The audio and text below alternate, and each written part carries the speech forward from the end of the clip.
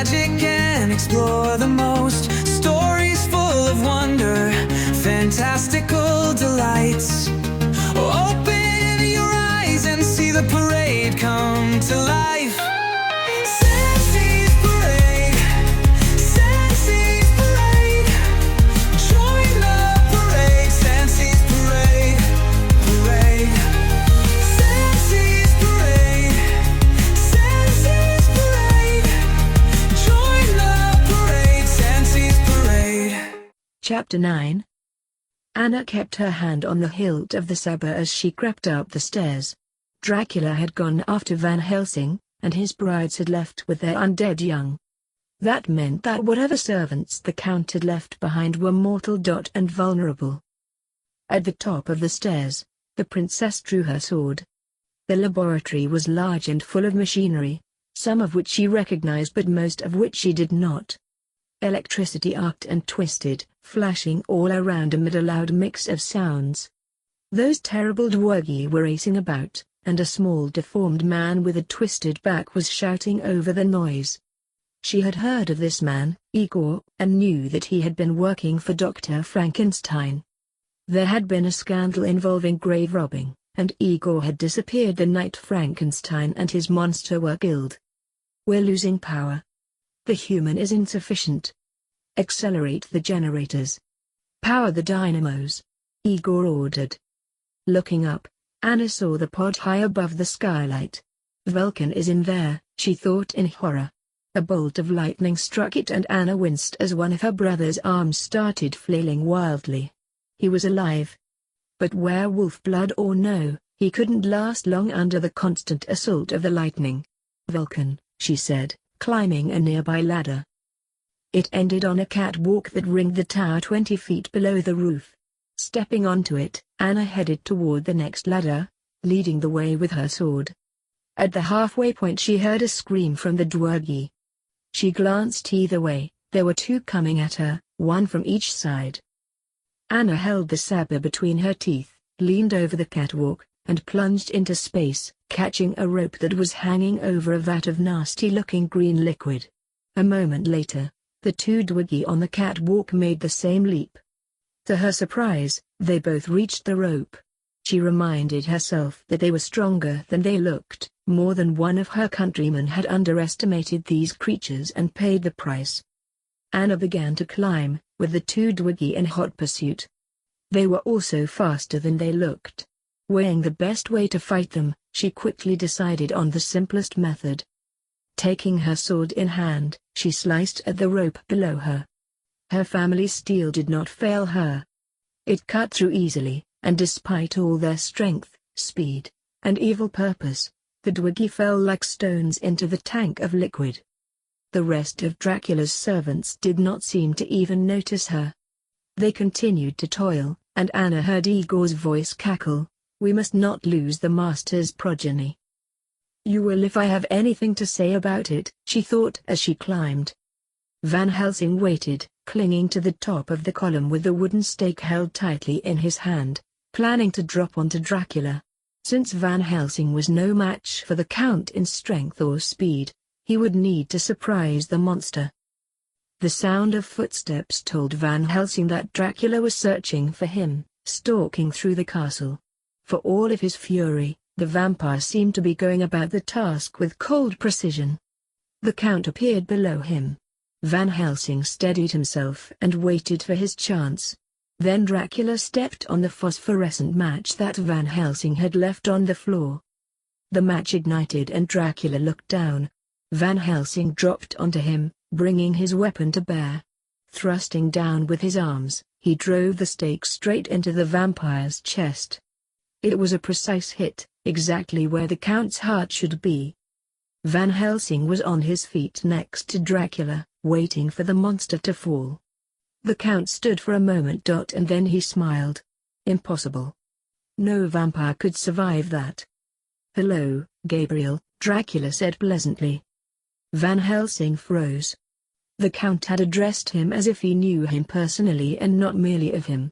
As Van Helsing tried to absorb this, he watched Dracula calmly grasp the stake lodged deep in his chest, rip it out, and casually toss it aside. The gaping wound in the vampire's chest instantly closed up, healing before Van Helsing's stunned eyes. As it did so, the Count was looking at him, studying him. "You don't remember, do you?" "Exactly what should I be remembering?"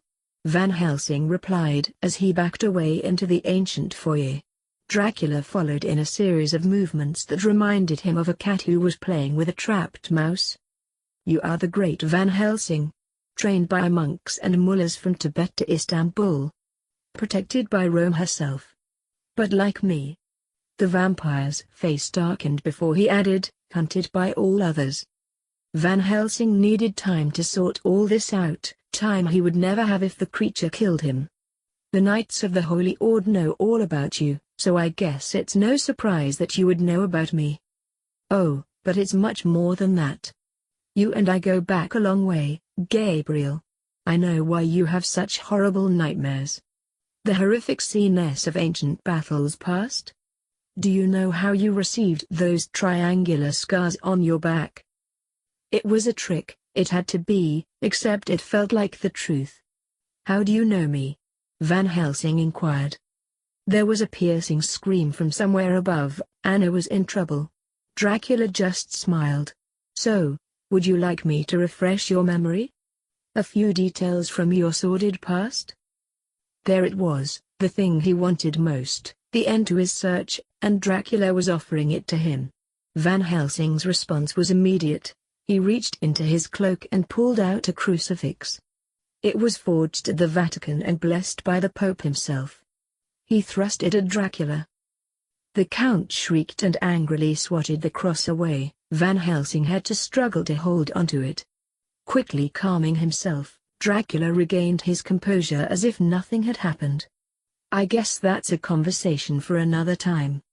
But before you go, let me reintroduce myself." He gave a regal, exaggerated bow. "Count Vladislaus Dracula. Born 1432. Murdered 1462. Van Helsing tightly gripped the cross. It might keep the vampire at bay, but he had no weapon that could actually hurt him. Dracula opened his mouth, his canine teeth lengthening into razor-sharp fangs. There were more screams, this time from farther away, from the village. Van Helsing recognized the wails of Dracula's brides, and the Count spun to look in the direction of Vazeria.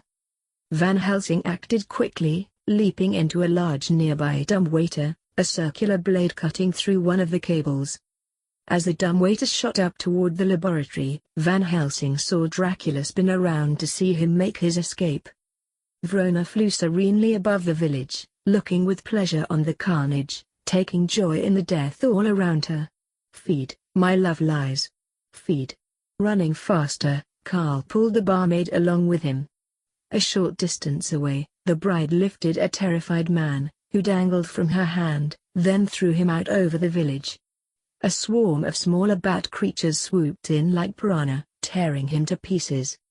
All around, the vampire offspring were attacking the villagers, and Karl felt a deep fear rising up inside him, not just for his own life but for all of God's world. If this spread, Dracula's spawn could cover the earth. It could be the end of creation. Nearby, a third-story window burst into shards of glass as a woman hurtled through it. Two of the bat creatures flew out after her and caught her inches before she hit the pavement. Changing direction, Karl dragged the barmaid around a corner just as the woman was borne up over their heads. The bats were flying low, and before Karl realized what he was doing, he was leaping skyward to try to save the woman. But she was too high up and the vermin carried her off. There was a scream behind him, and Karl turned to see the barmaid clinging to a lamppost, nearly upside down and 6 feet off the ground as a bat creature yanked her farther up by her feet. Grabbing a chair, Karl ran forward and swung it, knocking the monster away. The barmaid dropped into Karl's arms, but his moment of satisfaction was short-lived as the bat recovered and charged them. The girl screamed and Karl heard his own voice joining hers. But the creature suddenly pulled up 2 feet short of them, hovering in the air. The look on its face changed from bloodlust to panic. Something was wrong with it. The bat started to claw at its body, and in a terrible instant its very flesh seemed to change, to become molten, and then it burst apart. Looking up, Carl saw more of the creatures explode one by one, then several at the same time, until they were all gone. Some unfortunate people, who were being carried by the monsters when this occurred, immediately fell to their deaths. The two brides flying nearby gave out piercing shrieks. Near the top of the rope, Anna was spotted by 3 of the dwergi. She started swinging back and forth, seconds later leaping to the catwalk that ringed the inside of the castle tower near the top. She landed hard, drawing her sword. As soon as she was steady on her feet, she attacked. Her weapon clanged off the nearest dwerger, bouncing off its face mask. The creature was forced back and nearly off its feet, which, it turned out, weren't nearly as well protected as its face. The princess's saber cut through both legs and the dwerger fell off the catwalk. Undeterred, the next 2 charged her together. Anna raced toward them. She swung at one, hitting it in the chest and forcing it against the wall. She launched a single kick at the other, sending it flying off the catwalk. It gave a short, guttural scream as it fell. The third one hesitated for just a moment, but it was all Anna needed. She thrust out with her sword, catching the creature in the stomach. The tip of the saber met the stone wall behind it, then she drew it out and the dwerger fell to the catwalk. Another kick tossed it over the side. Racing for the ladder, Anna climbed to the roof. She was pleased to see it empty, but she kept herself alert to any sign of Dracula's servants. Vulcan was lying on a metal table that was connected by wires to the Count's terrible machines. It made her furious that Dracula had made her brother, the best of her family, into an instrument of his evil will. She ran to the table, even as a horrific shrieking that could only be from one of Dracula's brides came from the village below. Vulcan looked so dazed that he didn't even see her at first, even as she started unbuckling the belts that restrained him. A sudden clarity filled his delirious eyes.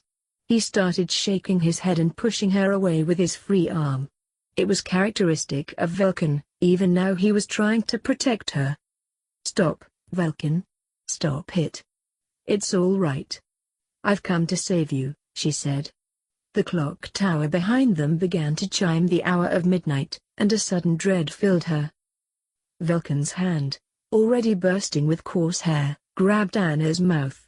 Long claws started to dig into her cheeks. Anna screamed out her pain, her fear for her brother, and the frustration at her own ultimate failure. She had come to save him, as he had done twice for her. But unlike Vulcan, Anna had missed. She pulled against him. Vulcan only held her tighter. She would let him cut her face to ribbons before she let Vulcan become the instrument of Dracula's will that would destroy the Valerius line. With her anger giving her strength, Anna broke free of her brother's grasp.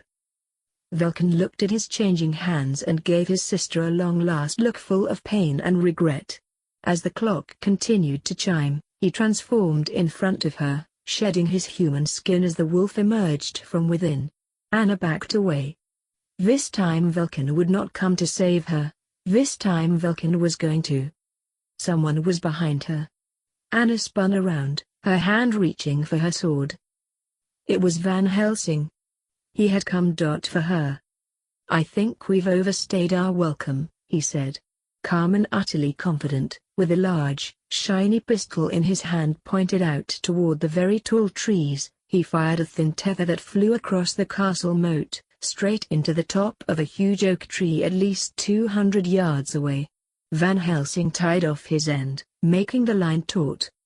The werewolf sat up on the table, breaking the straps that had secured its chest and viciously tearing its way free. Van Helsing went about his business without panic. He scooped Anna up and sprang over the wall in front of them, grabbing the tether with one hand. Anna felt something bang into Van Helsing and was afraid that the beast had gotten him, but the man kept his hold as they started to slide down the line. There was movement in Anna's peripheral vision. She caught a glimpse of the werewolf slashing at the line. Then she was falling. No, swinging, out over the moat and into the dark forest. The creature howled behind them as they swooped down to the earth. Anna let go and jumped to the ground, quickly rolling to her feet. "Are you hurt?" Van Helsing asked. "No, are you?" she replied. He shook his head. Anna just looked at him with unbelieving eyes. He had come. For her. Carl looked out at the village square, astonished. The town was now completely silent. Even the rain had stopped as the survivors surveyed the carnage. Slowly, movement and life returned to the town. People were walking around, looking for loved ones, helping. "What happened?" the barmaid asked. They just died." In Carl's second biggest surprise of the day, the barmaid wrapped her arms around him and kissed him on the cheek. "How can I ever repay you?" she asked. Carl smiled and leaned down to whisper some suggestions into her ear. She looked shocked, but not displeased. "But you can't do that. You're a monk," she said. "Actually, I'm just a friar." "What's the difference?" "Actually, it's probably easier if I show you." On the walkway along the parapet of the castle tower, Dracula's brides wept in his arms and would not be comforted.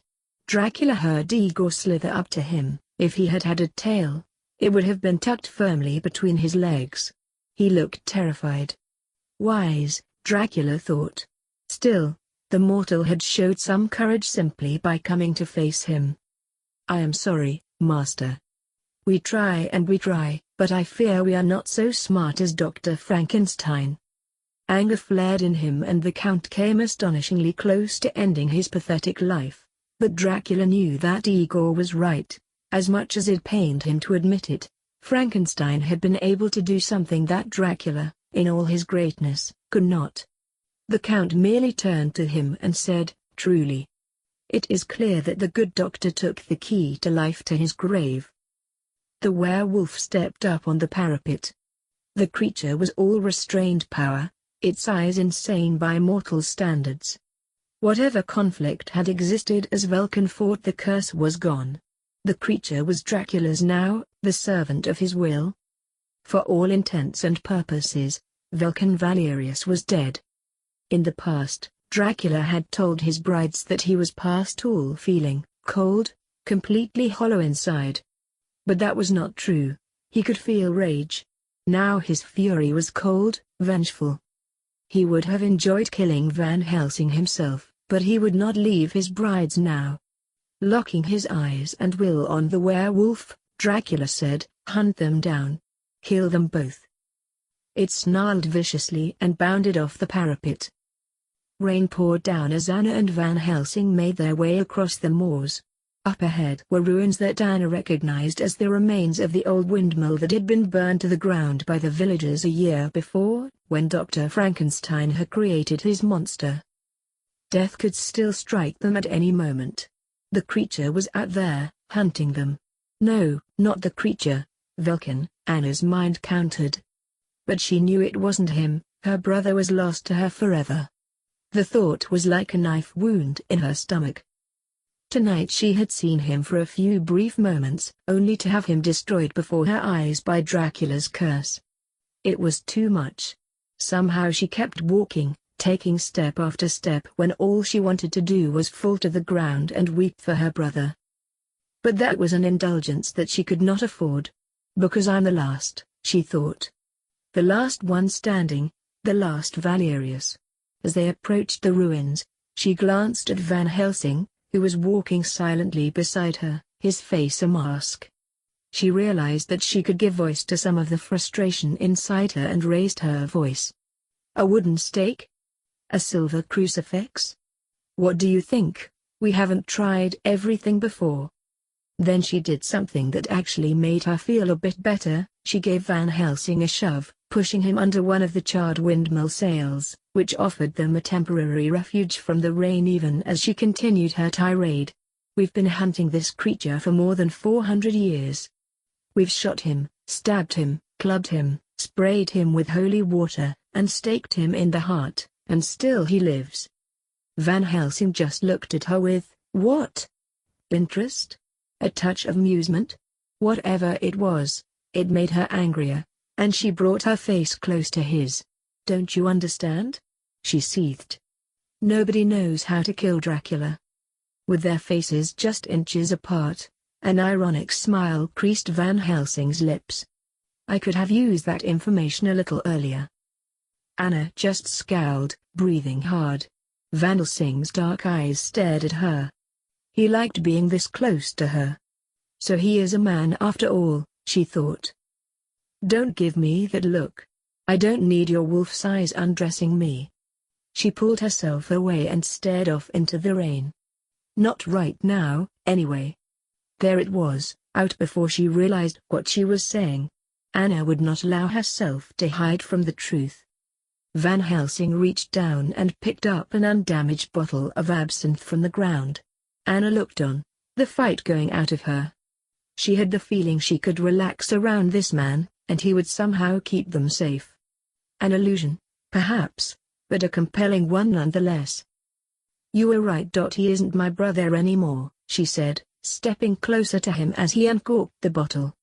"Do you have any family, Mr. Van Helsing?" "I'm not sure.